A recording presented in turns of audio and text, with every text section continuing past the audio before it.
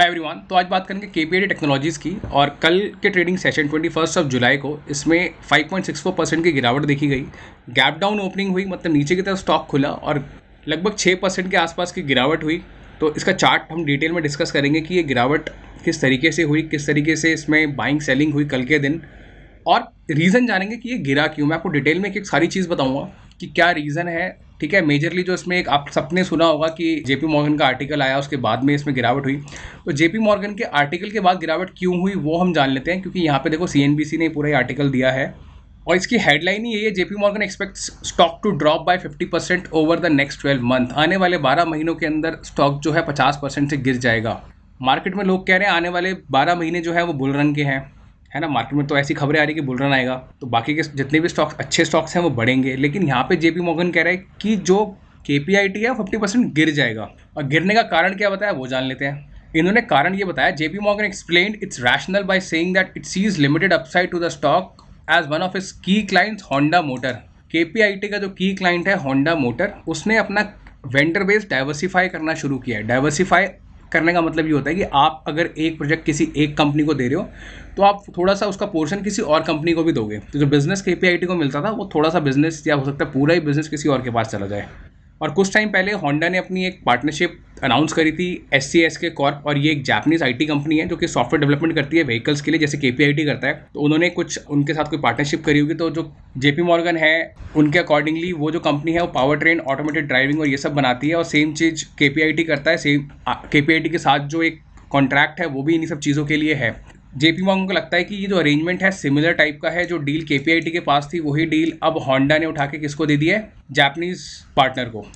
ठीक है, अब यहाँ पे बड़ी इंपॉर्टेंट चीज़ जो नोट करने वाली है वो ये है कि arrangement was quite similar. The brokerage noted that this arrangement was quite similar. अब इनको लगता है कि थोड़ा सा सिमिलर है, इनको गारंटी और श्योरिटी नहीं है इस चीज़ की, इनको लगता है कि वो क्वाइट सिमिलर हो सकता है, पहली बात। दूसरी चीज़ यहाँ पे जो नोट करने वाली वो है, channel checks has indicated that KPIT technologies was an exclusive partner for the programme. Channel checks का मतलब ये है, सूत्रों के हवाले से खबर आई है। अब वो सूत्र कौन है हमें नहीं पता, कल को अगर वो गलत भी होंगे तो ये तो अपनी तरफ से पल्ला झाड़ देंगे कि भाई हमने तो चैनल चेक बोला था। हमने ये थोड़ी बोला था कि हम गारंटी ले रहे हैं इस चीज़ की। हमने कहा था हमें कहीं से खबर मिली है। खबर सही भी हो सकती है, गलत भी हो सकती है। अब ये बड़ा फंड हाउस है तो लोग इनको बड़ा सीरियसली लेते हैं। लोगों को लगता है कि इनका चैनल है तो बहुत ही स्ट्रांग होगा।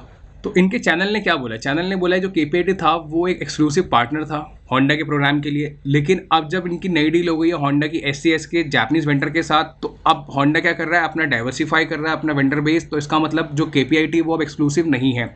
इसी के चलते इनको लगता है कि 50% स्टॉक गिर जाएगा। 50% स्टॉक गिर जाएगा क्या मतलब कि क्या सारी डिपेंडेंसी केपीआईटी की सिर्फ होंडा के ऊपर ही है, बाकी और कंपनीज नहीं है? मर्सिडीज, बीएमडब्ल्यू, रेनॉल्ट, ये इतनी सारी कंपनीज जिसके लिए काम करते हैं वो सब कंपनीज कहाँ जाएंगी? पहली बात तो रेवेन्यू तो वहाँ से भी आता है।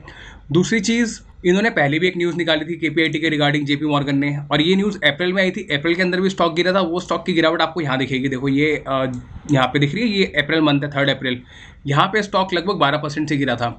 और यहाँ पे इन्होंने क्या न्यूज़ निकाली थी, यहाँ पे इन्होंने बोला था कि टाटा टेक्नोलॉजी का आईपीओ आएगा, उसकी वजह से जो केपीआईटी है वो अच्छा परफॉर्म नहीं करेगा। देखो ये रहा, Tata technology IPO gets 88% of its revenue from auto sector. मतलब टाटा टेक्नोलॉजी जो है 88% का जो बिजनेस करता है वो ऑटो सेक्टर से करता है। लेकिन वो, आप इस लाइन को पढ़ो, 88% ऑफ टाटा टेक्नोलॉजी बिजनेस, ना कि 88% of the auto sector. Auto sector बहुत बड़ा है। तो यहाँ पे देखो शब्दों का खेल है सारा का सारा। टाटा टेक्नोलॉजी का जो बिजनेस है अगर 100 करोड़ का है तो उसमें 88 करोड़ वो लोग ऑटोमोटिव से कमाते हैं। लेकिन इसका मतलब ये थोड़ी है कि सारा का सारा मार्केट उस 88 करोड़ के अंदर कवर हो जाता है। नहीं, बाकी का जो बिजनेस है बहुत बड़ी मार्केट है, कुछ केपीआईटी के पास है, कुछ टाटा लेक्सी के पास है, तो ये सारी कंपनी से खत्म हो जाएंगी। तो ये बहुत ही नॉनसेंस बात निकल के आती है। देखो है ना, ये बहुत बड़ा फंड हाउस है, बट मेरे अकॉर्डिंगली बहुत, ये मेरा अपना व्यू पॉइंट है, आप डिसएग्री कर सकते हो। बहुत नॉनसेंस सी बात है ये, पहली बात तो।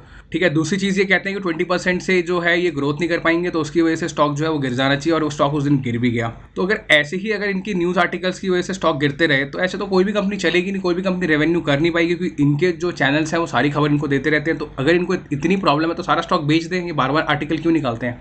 इनको अप्रैल में अपना शेयर इन्होंने बेच दिया ना, तो बार बार फिर यहाँ पे अभी ये जुलाई में दोबारा आने के 3 महीने के बाद आने की ज़रूरत क्या है?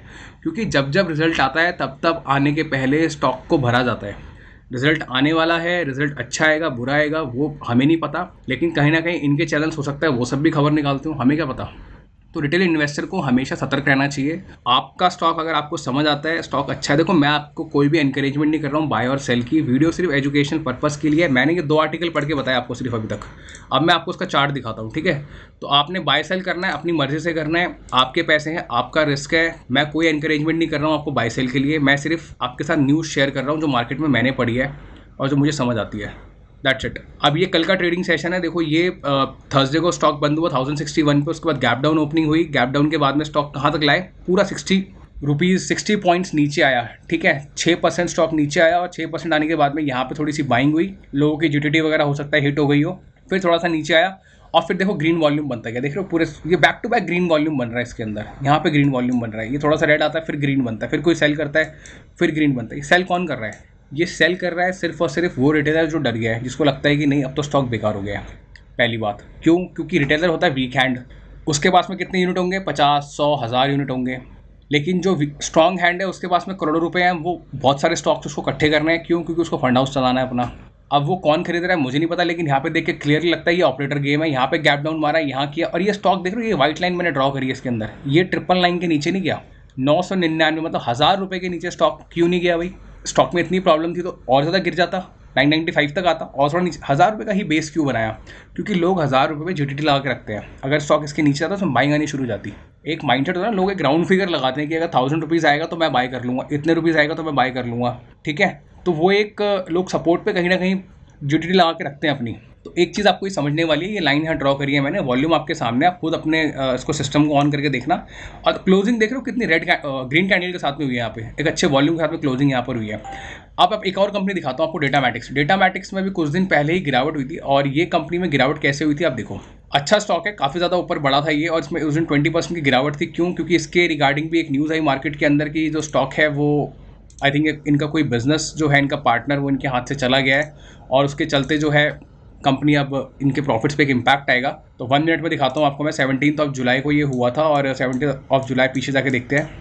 अब 17 जुलाई के अंदर देखो ये ट्रेडिंग सेशन शुरू होता है यहाँ से, ठीक है। नॉर्मली ट्रेड करता है स्टॉक सुबह 9 बजे से लेके यहाँ पे दोपहर के कितने बजे तक, 1-1:30 बजे तक। उसके बाद में वो न्यूज़ आती है, स्टॉक नीचे आना शुरू होता है, थोड़ी सी बाइंग होती है, फिर नीचे आता है और फिर और नीचे आता है, ठीक है। ये ट्रेडिंग सेशन यहाँ 3:30 पे खत्म होता है, और ये रेड कैंडल के साथ में खत्म हुआ, आप देख रहे हो ये 3:15 3:30 पर। एक चीज़ जो समझने वाली वो ये है कि देखो स्टॉक्स के अंदर देखो ये वॉल्यूम देख रहे हो, यहाँ पे जाके रेड में खत्म हुआ, फिर यहाँ पे जाके स्टैग्नेंट हो गया, ना बाय हो रहा है ना सेल हो रहा है, ना तो क्यों, क्योंकि इसमें लोअर सर्किट लग गया 20% का, ठीक है। लोअर सर्किट लगने का मतलब ये होता है कि अब ना उसमें बाइंग होगी ना सेल होगी, जो एक्सचेंज है उसने यहाँ पे इसका ट्रेड बंद कर दिया। तो नेट समझने वाली चीज़ ये है कि स्टॉक गिरता है ऐसे, जब नेगेटिव न्यूज़ आती है तो स्टॉक ऐसे गिरता है, ना कि इस तरीके से कि यहाँ पे 1000 रुपये का बेस बना दिया, अब ना तो कोई इसमें चढ़ पा रहा है ना इसमें कोई उतर पा रहा है, ठीक है। यहाँ पे बेस बन गया ना, अब लोग जिसको बाय करते, मैंने तो जैसे यहाँ पे कहीं दोपहर में 1 बजे के आसपास बाइंग करी थी यहाँ पे इस लेवल के आसपास, ठीक है।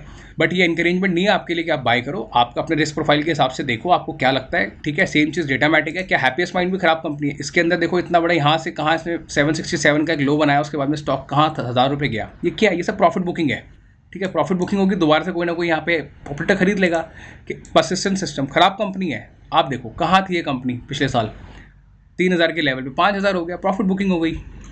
तो कुछ सारी आईटी कंपनीज में कल गिरावट थी, इन्फोसिस में बहुत ज़बरदस्त गिरावट थी 8% की। तो क्या सारी आईटी कंपनीज खराब हो गई, नहीं। ये सब एक मार्केट को ना देखो गिरने का एक बहाना चाहिए होता है, ठीक है। नैस्डैक गिर गया तो आईटी कंपनीज गिर गई, उसके अंदर गैप डाउन कर दिया किसी शेयर के अंदर, और देखो ये सब टाइमिंग होती है। कल ही के दिन ये न्यूज़ क्यों आई, ये न्यूज़ ये गैप डाउन कल क्यों किया, ठीक है, क्योंकि इन्फोसिस की न्यूज़ तो पहले आ गई थी। इन्फोसिस गिरा, कल इसको भी गिरा दिया, यहाँ से खरीदते चले गए, लोगों को लगा आईटी सेक्टर पिटेगा, अब लोगों ने बेचना शुरू कर दिया। तो नेट एज अ रिटेलर मेरा काम है आपको एजुकेट करना, आपका काम है उसको दोबारा से जाकर के एनालाइज करना, फिर अपना डिसीजन बनाना, ना कि कोई भी चीज़ ब्लाइंडली फॉलो करना। किसी फंड हाउस ने न्यूज़ निकाल दी, किसी यूट्यूबर ने बोल दिया खरीद लो, यूट्यूबर ने बोल दिया बेच दो, ऐसा नहीं करना है, ठीक है। आपने अपना दिमाग भी लगाना है, उसको समझना है, उसके बाद में कोई डिसीजन लेना। आपको देखो मैं सारे चार्ट देख रहा हूँ, बैक टेस्ट करके दिखा रहा हूँ आपके सामने सारी चीज़ें। आप पीछे जाके देखो, आप जो इन्होंने अप्रैल के अंदर जो इसमें गिरावट थी उसमें भी सेम ऑपरेटर गेम था, ठीक है। मैं इतना बड़ा वीडियो ये इसलिए बना रहा हूँ ताकि आप लोगों को डिटेल में समझ आए। देखो ये वाला अगर आप 1 मिनट में जाके देखोगे ना तो आपको इसमें भी सेम चीज़ देखने को मिलेगी, तो नेट कंपनी में फंडामेंटली मुझे कोई प्रॉब्लम नज़र नहीं आती। क्यों? क्योंकि मैंने कंपनी की पूरी कॉन कॉल पढ़ी हुई है। इसके अंदर आप देखो कंपनी ने यहाँ पे होंडा के बारे में बताया हुआ है, जो इनकी डील हुई थी लास्ट ईयर, मतलब अभी इसी साल मार्च में जो डील हुई थी, इन्होंने उसके बारे में बताया हुआ है। होंडा और रेनॉल्ट की जो डील हुई है इन्होंने यहाँ पे बताया। और टॉप 25 क्लाइंट्स हैं इनके पास में, क्लाइंट्स इनके पास बहुत सारे, इनका फोकस टॉप 25 पे रहता है। हर एक कंपनी का टॉप 20 टॉप 25, कोई भी कंपनी किसी एक के ऊपर डिपेंडेंट नहीं रहती। ठीक है, अगर टाटा टेक्नोलॉजी का आईपीओ आएगा तो यार वो आईपीओ आकर टाटा एलेक्सी को भी इंपैक्ट करेगा। टाटा एलेक्सी कहता है हमें तो कोई इंपैक्ट नहीं आएगा। मैंने वो भी आपके साथ पूरा एक शेयर किया हुआ उसका एनालिसिस। यहाँ पे देखो केपीआईटी या टाटा एलेक्सी है, आप दोनों वीडियोस देखो, दोनों आईटी कंपनीज का आप एक विजन समझो किस तरीके का है, कंपनीज किस तरीके से काम करती हैं, किस तरीके से इनका फ्यूचर को लेकर के एक काम करने का तरीका है, क्या इनके प्रोजेक्ट्स हैं, वो चीज़ आपको पता होनी बहुत ज़रूरी है। क्योंकि सारा गेम जो है ना मार्केट में, सब कन्विक्शन का है, सारा गेम कन्विक्शन का है, बस मार्केट सेंटिमेंट्स का है। मैं एक वीडियो फाइनेंशियल बिहेवियर के ऊपर भी बनाऊंगा, ठीक है, थोड़ा टाइम नहीं मिल पा रहा है, लेकिन मैं डिटेल्ड वीडियो बनाऊंगा फाइनेंशियल बिहेवियर पे, कि लोगों को खासकर रिटेल इन्वेस्टर्स के पॉइंट ऑफ व्यू से, क्योंकि रिटेल इन्वेस्टर बहुत बेवकूफ़ बनता है कई बारी, और वही चीज़ मुझे बहुत इरिटेट करती है कि स्ट्रॉन्ग हैंड्स किस तरीके से वीक हैंड्स से शेयर निकाल के ले जाता है। तो मैं फाइनेंशियल बिहेवियर के ऊपर पूरा एक वीडियो बनाऊंगा, और आप प्लीज़ कमेंट करके बताना अगर आपको वो वीडियो चाहिए, तो मैं बताऊंगा उसमें कि इस बुल रन के अंदर आपको क्या नहीं करना है और क्या करना है। ठीक है, तो वो सारे एक बिहेवियर पैटर्न हम समझेंगे, किस तरीके से हमारी गलतियाँ होती हैं। जैसे यहाँ पर हम न्यूज़ थोड़ी सी पढ़ लेते हैं, लेकिन पूरा उसको there is a line in English to read between the lines. आप लाइन को बीच में पढ़ने का मतलब ये होता है कि ये क्या कहना चाह रहा है, उसको डिटेल में समझो एक बार। ठीक है, इसको डीमिस्टिफाई करो ठीक से, एक बार ब्रेक करो, लोगों का व्यूज जानो, और फिर कोई एक कैलकुलेटिव डिसीजन लो आप। अच्छा, एक इंपॉर्टेंट चीज़ आपके और यहाँ पे दिखाता हूँ मैं आपको। ठीक है, ये तो कंपनी के फंडामेंटल्स हैं, सारी चीज़ें मैंने उस वीडियो के अंदर सब कुछ कवर किया हुआ है, आप वो वीडियो देख सकते हैं। क्या कंपनी के प्रॉफिट्स हैं हाईएस्ट एवर, किस तरीके से कंपनी काम कर रही है, इनकी बैलेंस शीट क्या कहती है, इनका इन्वेस्टर पैटर्न देखते हैं जो लेटेस्ट आया है जून का। ठीक है, आप मार्च देखो, मार्च के अंदर एफआईआई और डीआई के पास में ये होल्डिंग्स है 23% और 12%, जो कि एफआईआई की बढ़ के 25.91% हो गई है, डीआई की 11.78, और ये जून का लेटेस्ट है, अभी जुलाई मंथ चल रहा है। तो जून में जो इन्होंने माल खरीदा, कब खरीदा होगा? अप्रैल में खरीदा होगा। अप्रैल के अंदर गिरावट आई थी, वो गिरावट कहाँ है? वो ये गिरावट जो यहाँ पे आई थी।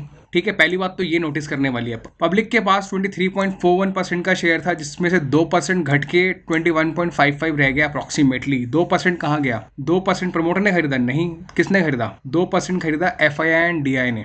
कुछ एफआईआई ने खरीद लिया, कुछ डीआई ने ऑफलोड किया, फिर दोबारा खरीद लिया होगा। ठीक है, अदर्स के पास में थोड़ा पोर्शन था, ये कोई इनके इन्वेस्टर हैं जिनके पास में अभी यहाँ पे शेयर थे।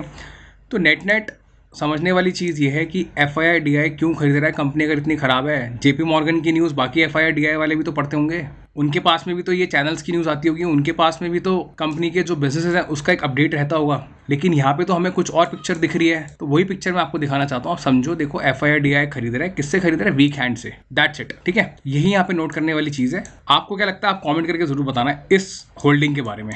तो नेट आप इस वीडियो को जरूर देखो मेरे व्यूज़ बढ़ जाएंगे उस व्यूज़ से। इंटेंट वो नहीं है कि मेरे व्यूज़ बढ़ जाएंगे, इंटेंट ये है कि आपको समझ आना जरूरी है, क्योंकि आपका पैसा लगा हुआ शेयर के अंदर। एनकरेजमेंट कोई नहीं है, आपको रिस्क प्रोफाइल लगता है कि आपने बहुत ज़्यादा एक्सपोजर लिया हुआ है, आप अपना डाइवर्सिफाई कर लो। ठीक है, लेकिन समझ के करो।